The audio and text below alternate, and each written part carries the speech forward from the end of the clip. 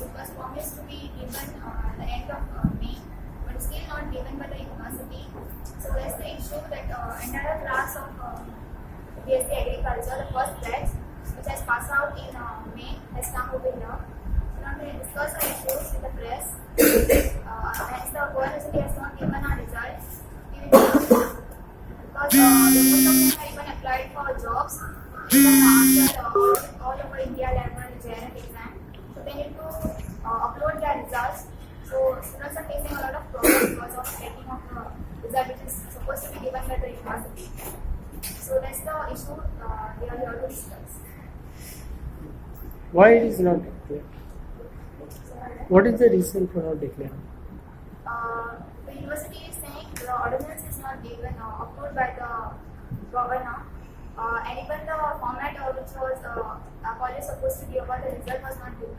But we have all the copies. Our college has given the format in the month of September.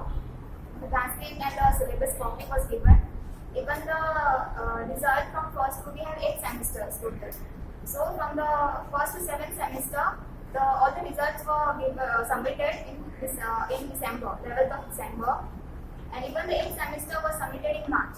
So entire thing, all the formats were already submitted, and then the students had gone to the university to inquire about it on 9th June. So that time the AR had told us that after 9th June, 1 week later, the result will be out. So till that, we waited till the next week. Then again, on the 12th of July, there were students again went to the Goa University. That time, AR again told us. Then we personally went and approached to the AR. She told us that they had many queries about the format of the result.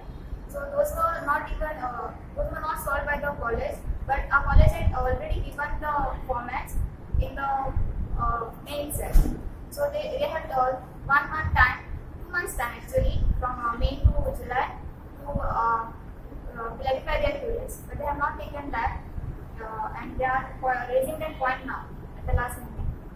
So altogether, all 37 of us are suffering.